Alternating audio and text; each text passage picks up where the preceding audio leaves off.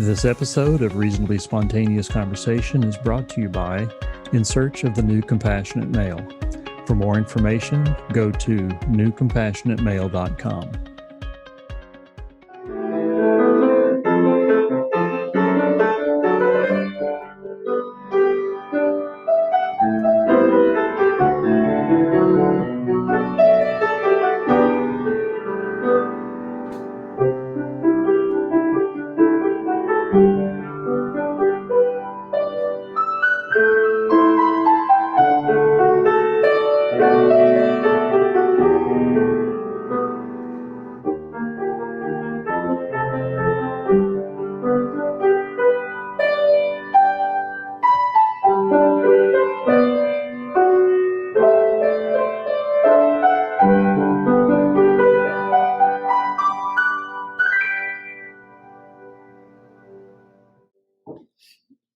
Oh, Travis, what a Hi, Dennis. pleasure. Thank you so much.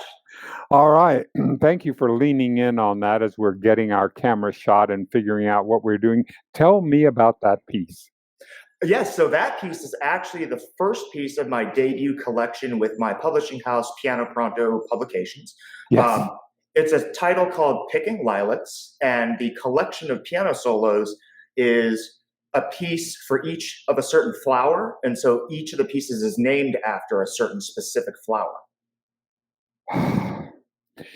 Your introduction, what was your love for this instrument that you have? What connected you to that? Can you take me back historically? How old are you today? This is 2021.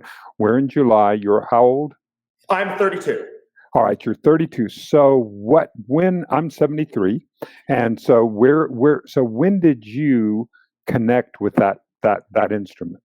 So I actually started playing piano when I was 4. So it's been a good long time. Could you remember that? I mean, can you sense memory back to to feeling the Yes. pressure of the keys and that was there something there? I even tell some of my students that I remember my first piece that I played when I was 4. And it's just remarkable to see that growth when you start as a child and Yes. you're kind of just discovering music, for the first time. Wow. So like when you seriously, if you take that path of studying music, Right. it evolves, and it evolves rather quickly. You can especially see it, for me, the evolution really started to take flight when I was in middle school around like 12 years old. 12, 13, 14, those years are crucial for just development.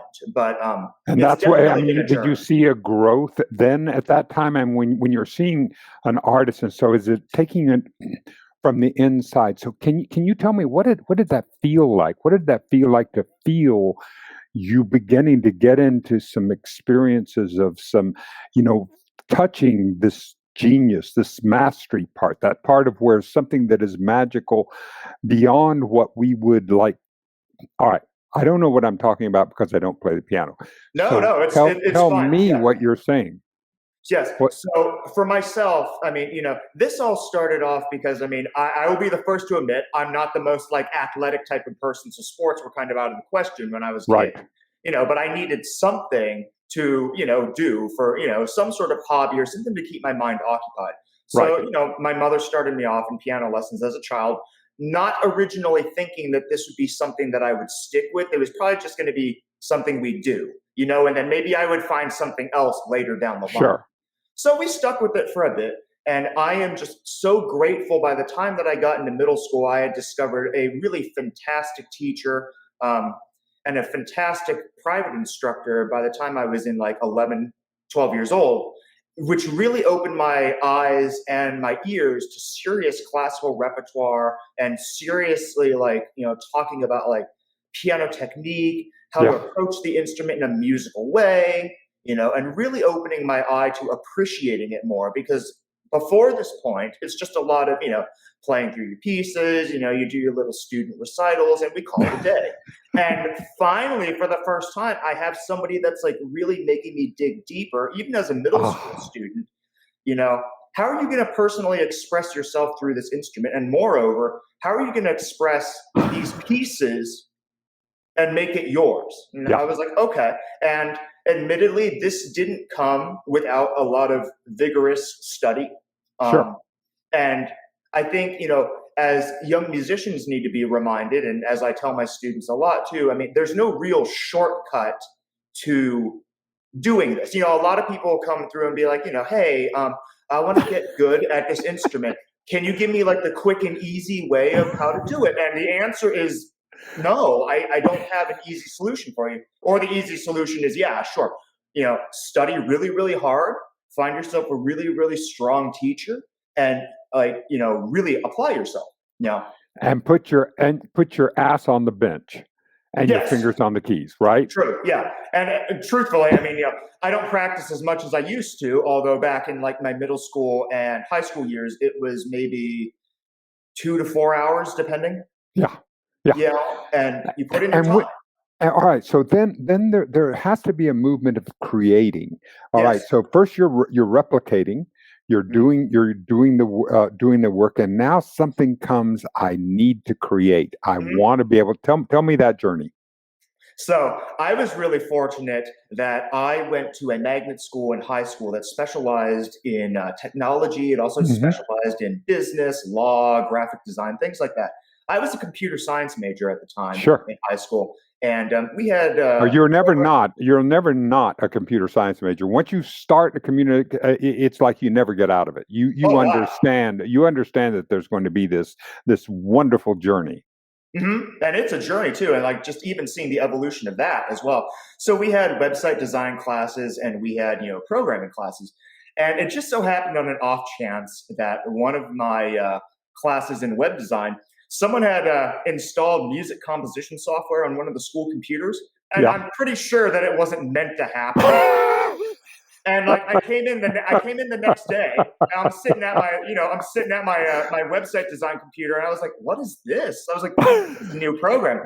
Clicked on it, and it was like this music composition software where you could just use your typing keys to like play notes and try different instruments. I was hooked. For that rest of the week, I got nothing done. I was like, "Okay, you know what? Forget everything about school. This right here is going to be my focus for like the next, I don't know how long." So, it started with that. I ended up getting that program on my desktop computer at the time. I bought myself some janky little, 61 key Casio keyboard, hooked myself up to hooked myself up to USB and started writing that way without any real training and just kind of going off with instinct, which I think is a nice way to start because, your creativity is not really limited if somebody doesn't tell you that there are rules. So to start off, I didn't really know what I was doing. What an interesting route, because many times they tell you learn everything and then you break the rules. True. You operated it the other way. Break all the rules, then go back and learn the technique. To start, yes. So I was doing that for a couple years. In my undergrad years, I actually switched from classical piano to jazz studies. At the local University of Nevada, Las Vegas, where I had a fantastic jazz instructor. And that opened my ears even more. And did they notice, I know you had teachers, but let's also flip it from the other side. Did they notice that there was something in you that they wanted to bring out? Did they nurture you in that way? How are you nurtured? Because some people are nurtured by negative reinforcement.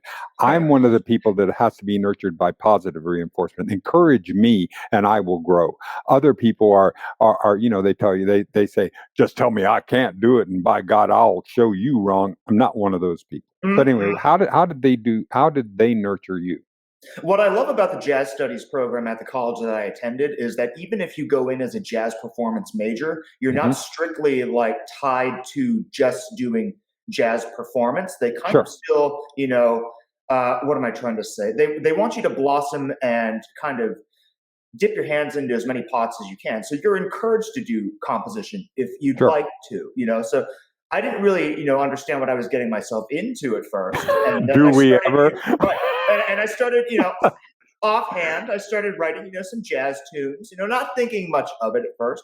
And my jazz instructor was like, you know what? I think you should go further with this. So by the time senior year rolled around, I had, a steady stream of jazz lead sheets that I had written. And so we put together a recital of that, so even coming as a jazz performance major, you end up performing, your own compositions, your own arrangements. And I was like, turn around and give us a minute or a minute of what that would have sounded like, so we can have some audio to go with it. What would that time have sounded like?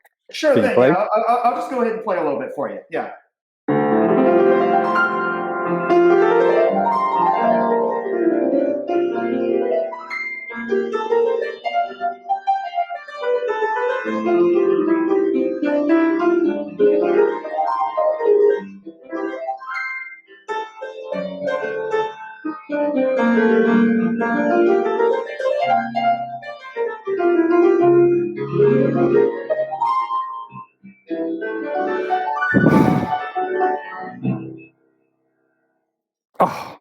Oh, that is wonderful. Now you say that you weren't athletic, but it requires a great deal of eye to hand to do what you're doing. So is it that is athleticism. Looking back at it now that I'm older, yes. It does take a insane amount of, concentration, a lot of technical training too. Yes. My best teachers, even when I was in high school, they stressed the importance of relaxation when you're playing, but still having strength in the fingers. You want to make sure that you're playing without tension, which is very difficult for students to grasp. I always tell my students, it's easy to play the piano. The action of playing the piano is not difficult. And in that respect, anybody could play the instrument. It's difficult to play the instrument well. All right. So when in playing and going ahead and playing and learning, all right. So now the journey is here. Are you ready to get into film score? Did that? All right. Hold on a second. I didn't ask the right question that I wanted to ask. First thing I want to ask is, what else were you listening to outside of the genre of classical music that inspired you? That obviously everything informs, but what kinds of things were you listening to as a teen that were outside of that? Oh man, this is a great question. Thanks so much for asking it, Dennis. Because music, obviously we hear that phrase a lot of, music is a universal language and everything. And it doesn't matter where you are. You can communicate with musicians all over the world as we speak this common, musical language. And, it's important as a musician, I feel, to kind of listen to as much music as you can, as many genres as you can. I have an affinity for, old progressive rock, but new progressive rock. I also listen to progressive metal bands, but I was listening to heavily a lot of jazz music, a lot of film score music as well. I keep all of it on my phone, so it's just always it's heavily rotated all the time, where I can just go back to my favorite albums, my favorite scores. And being a musician, I think I kind of approach listening in a different way. Sometimes I have to turn my brain off and just. There's the listening for enjoyment, but then there's the listening for actively trying to figure out what's going on. So for me, I try to, sometimes I have to balance that out. It's very difficult for me to do that. I've noticed as of recently too, if I'm like watching a movie, sometimes that musician brain in me will gravitate towards like, oh, that chord progression's going from here to there, and the strings are doing this line, and I hear that French horn that's entering here. That's really cool. And I have to take myself out of that because it puts me in a different mindset where I'm like, I just missed everything that happened. I have no idea what just occurred, but I figured out that part, and that's really cool, But some of my favorite groups, I was a heavy Dream Theater fan back in my 11, 12 years. I actually picked up their first album at a garage sale one day. I didn't realize what I was buying. I just bought it for the cover art. I was like, that cover art's really cool. I think I want that. So I just bought it. I was hooked. Other groups, Genesis, Kansas, Porcupine Tree, things like that. Jazz artists that I have an affinity for are the guys that also cross over into the classical realm too. So like Keith Jarrett, who plays both jazz and classical really, really well. And that's difficult to find someone who can kind of navigate both genres with equal skill. Exactly. Exactly. And so, all right. So now, as you're moving on, and are you saying, okay, this is my career? I have. Did you make a conscious decision of that? And what happened? I didn't know if it was going to be possible to do a career. Obviously, I mean, like I love film and I love music, and it's the one thing I've noticed that music schools don't seem to touch on much is what are you going to do once you get the degree? I found Right. myself thinking about this more now as I'm looking back. If I was like, what would I tell myself now? Coming from my future self here, Right. what would I tell myself about, what are you going to try to focus on for a Exactly. career? And I think as a musician, the biggest advice I would tell myself would be, have as many skill sets as you can, and be ready to take on as many musical related jobs as you can, whether because it's a composition. there's an entire world within the music, including the graphic arts, as you said, with that album art. You would not have touched that album art had there not been art that compelled you to do so. So what's really cool? Oh yeah, thanks for mentioning the album too. But yeah. So yes, correct. Yeah, that's like something that I looked at and I was like, hey, you know what? I was like, it looks really interesting.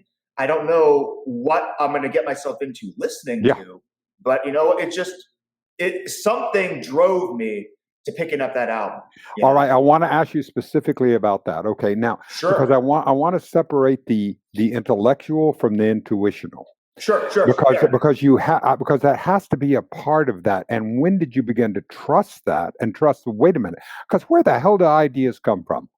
I don't know. They pop in fully formed into my brain. Do compositions drop in fully formed? Have you made a connection with this space that is beyond the intellectual? Yeah. My biggest ideas, or the ideas that come easiest to me, I always have my phone ready to go with an audio recorder on it, just in case like I need to either hum an idea or play an idea quickly at the piano that I can come back to. A lot of the times ideas have come when I'm out on a walk, or sometimes I'll be like napping and something will pop into my mind, which then I have to go and jot it down as quickly as I can before it escapes. But it's interesting where they form, and it's not always melodic either. Sometimes it's a rhythmical pattern or idea that pops in, and I don't have any idea specifically note-wise. I just know it's a rhythmical thing, so I'll have to go and take it down, like that. All right, do it. Demonstrate something. What would that sound like? Just the bare beginnings of something that would just kind of tickle into your mind. Yeah, so like maybe I'll be fooling around. I'll be like, I might hear a groove in my mind that I can be like, and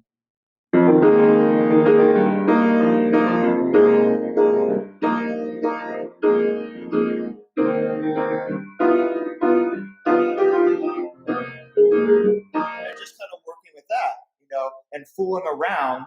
That's kind of where everything's kind of coming in all at once, where it's like the harmony I'm kind of hearing, but then like trying to figuring out, a rhythmical groove that I'm capturing in my mind,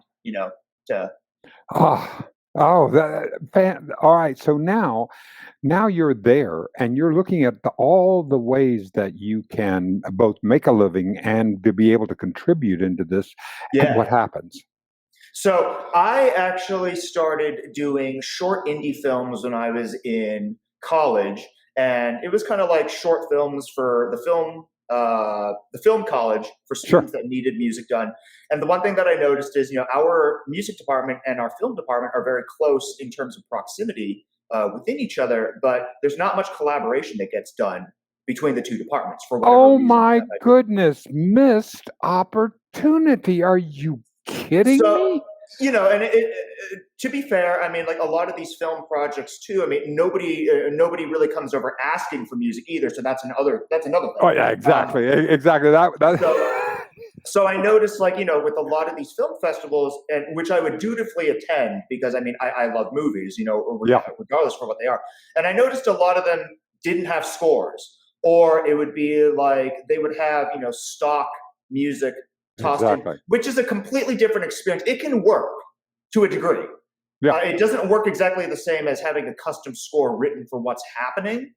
And so, I was very fortunate that one of my old high school buddies, who was actually going to college at the time for a film major, he was like, "Hey, do you want to do this for me? I have a short film project. Can you score it for me?" And this was having zero experience at all. And I was like, "You know what? I do. I want to do this because I want to see if I can actually get it done." Nice. And actually take the challenge of it. I'm always for, trying to see, what are my limits, or how can I expand my limits and see what I can, do. So it was a great challenge, but it fueled some sort of fire in me to want to take more visual media projects. Yeah. I was hooked, Yeah. Yeah. And then you began going into that. And did you begin approaching, because you've been in film festivals, you've gotten a chance to how are you approaching it, and how are you approaching that as a career? Yeah, I'm really fortunate in the fact that a lot of these directors that I've met, I've formed pretty good relationships with over the years. Some of these people are people I went to college with. Some of these people I've networked over Facebook with, and that's how some of those films got into various festivals and such. My favorite project as of thus far is, and I tell this story a lot, the director didn't give any sort of temp music or anything for the initial project. So there wasn't any music for me to go off of, which I like a lot. And temp music, for those that don't know, is when the director kind of cuts music into the film already. It kind of has placeholder. And it's like, "Hey, can you write something like this?"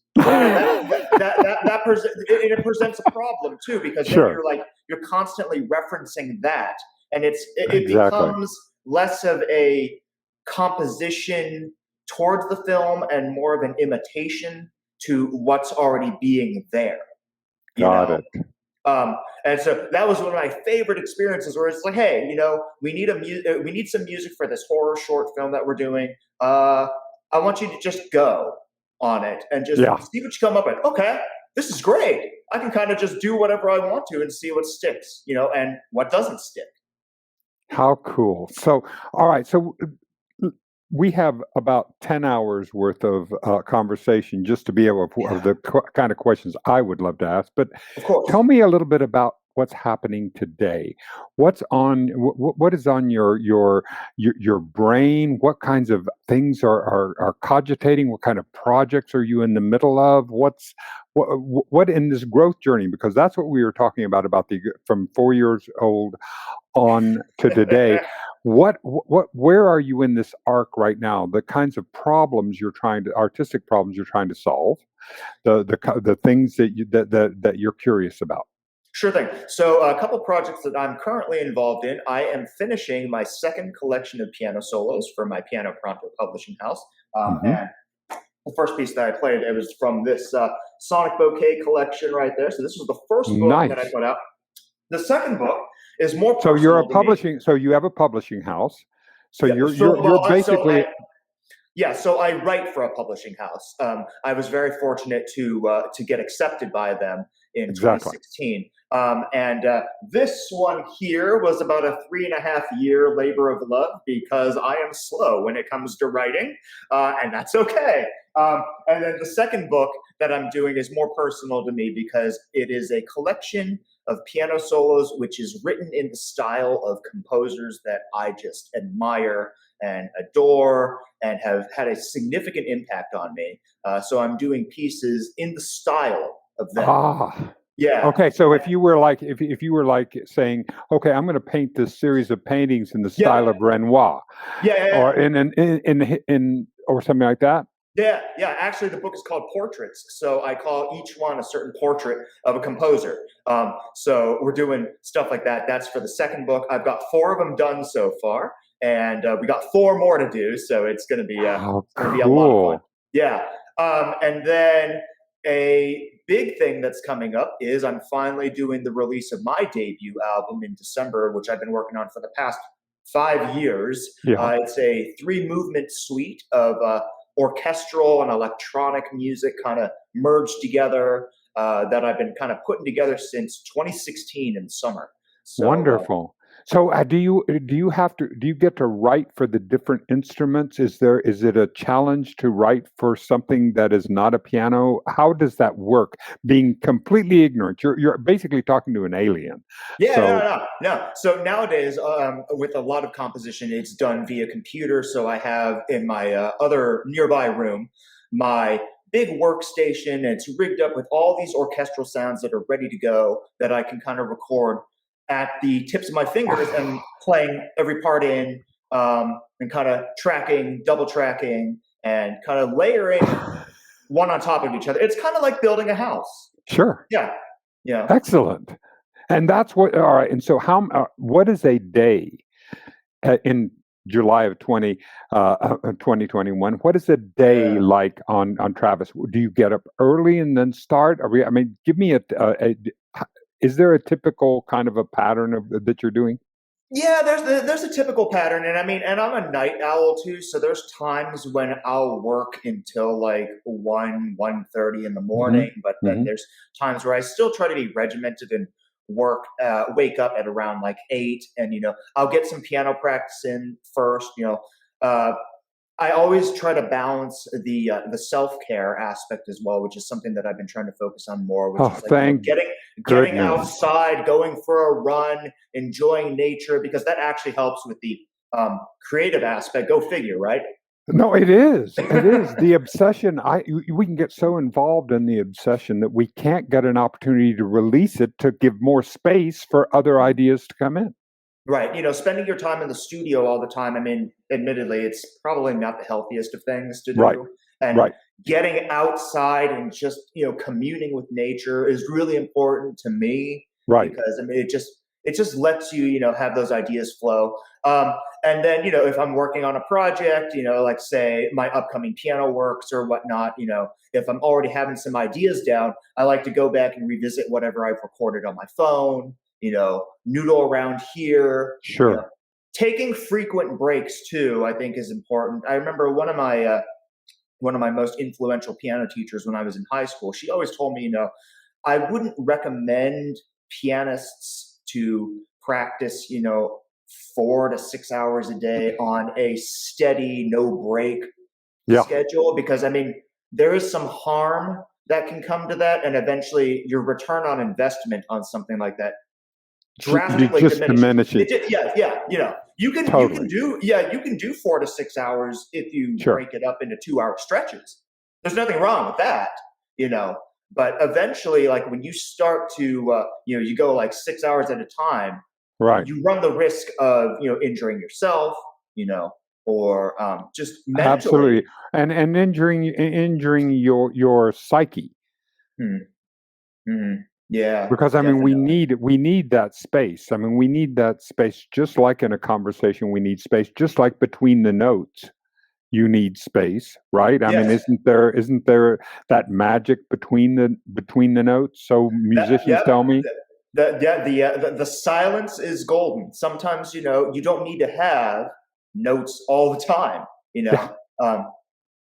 Which is why some of my most favorite works are not chock full of movement and chock full of a lot of busyness. It could be as simple as it could be as simple as a couple chords.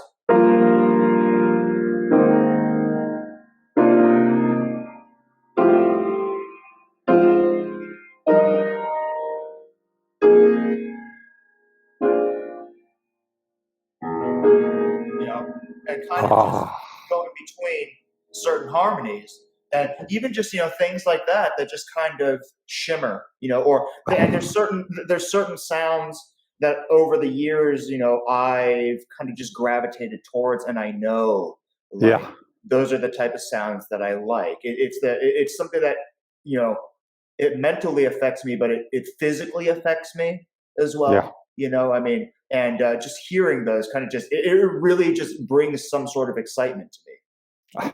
What other kinds of artistry are you practicing at the current time? Are you filmmaking? Are you writing films? Are you sculpting? Are you paint? What are the things you're doing outside of music? So, I mean, for myself, I'd love to touch more into film making, which I haven't really done that much. But what I've enjoyed doing, outside of music, is a lot of like just creative writing, creative journaling. I've done Hmm. a lot of like, if I wasn't going to be a musician, my second career choice would end up being like, creative writing for like entertainment There you articles, go. music industry articles. Back when I was in college, I did a lot of arts and entertainment journalism for like Yep. concert reviews and stuff like that. I like doing that. Something Well, about that's a just putting a wonderful. pen. But see, Tony Bennett is Yeah. an extraordinary artist. I very Yep. seldom do you see an artist that is only monodimensional in their art. So the fact that you would have other areas that you'd be investing in your time is totally cogent to me. It's so awesome that you mentioned Tony Bennett, because on my playlist on my phone is the Tony Bennett and Bill Evans collection, where they just do duets together, and I'm just, oh my god, those albums I could just go back to like all the time. I Yeah. was like, look at like, oh man, like it's two people, that's all you need, piano and voice, and it's just magical. Oh, all right. Now tell me about Mickey.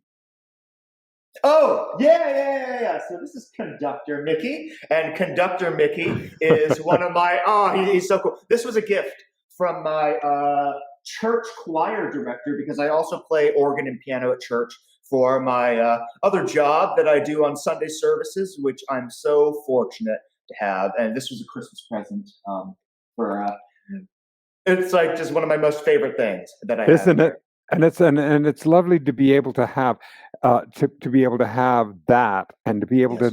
to know where you're going. All right, Yes. what haven't we talked about that you'd like to talk about today? Help me reach inside the consciousness of Travis Lohmann. Sure thing. So something that I've been thinking and reflecting on about a lot is, we go to music school, and we're taught basics of music theory, and we learned a lot about music theory, and just what to do and how to approach writing and such. And then it's like, you have all this knowledge, and what are you going to do with it in your compositions? And it seems to me that I've been finding that I've been leaning towards my ear a lot more too with writing, not necessarily using music theory as gospel rule, but more using it as, if I get into a bind, or if I can't figure my way out of a problem,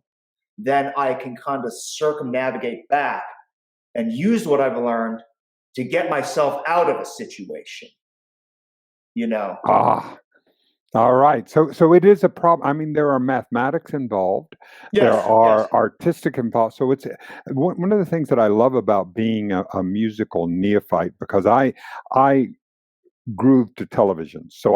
As a child, I began and just completely got absorbed in television. Yes, I understand that so much of the things that I appreciate and that really lift to me have a music score that.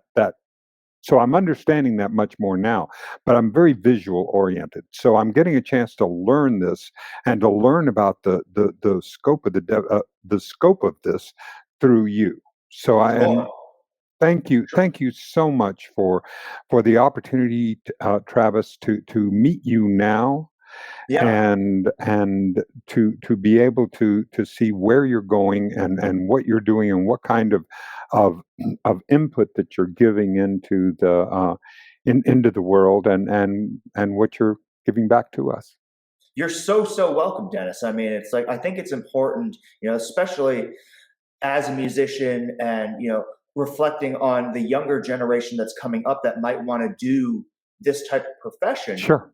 I think it's important to be realistic with them, but also give them hope with what's to be expected in the industry. It's not something that Exactly. really gets talked about much. As I mentioned before, it's kind of like you want to be a music major, you go through all the hoops of getting your degree, and then you're not really sure where you're going to go after that. You know, and learning all that knowledge, and knowing how to practically use it. Exactly. And also to be able to say, wait a minute, the world of 2021 is different from the world of 2000, of when we were. So if we can create this, if we can create artistic bubbles, ways that an artist can touch enough of an audience in order to be sustained, in order to be able to be creative, that's what we're looking at. With my producer and director and partner, Renee Jaworski, that's what we're doing with our network. We're creating it as a model, and so we get to have you, John Baptiste. Are you familiar with him? Yes. All right. Yes.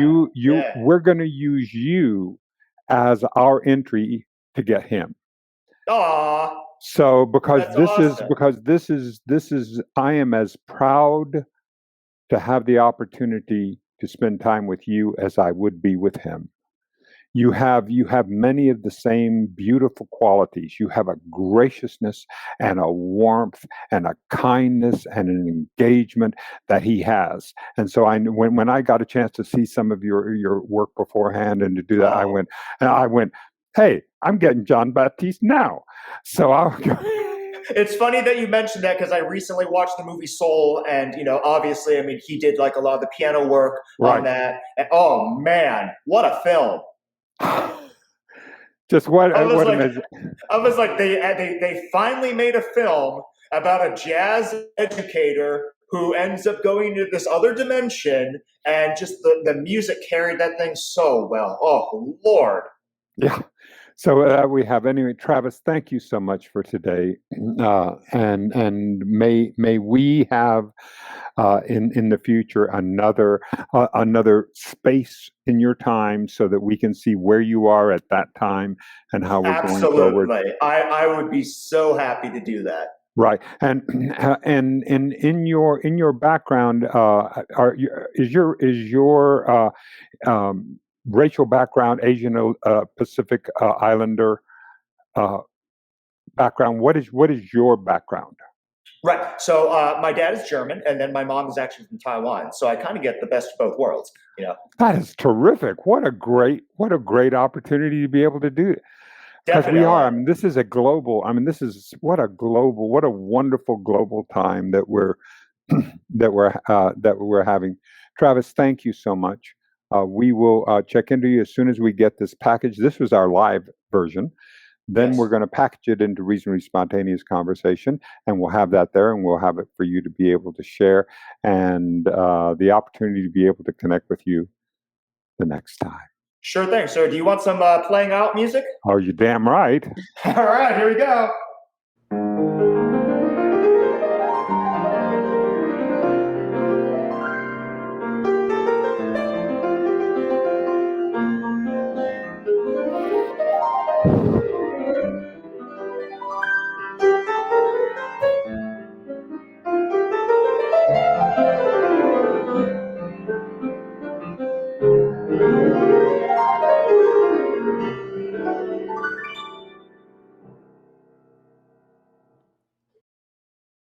This episode of Reasonably Spontaneous Conversation was brought to you by In Search of the New Compassionate Male.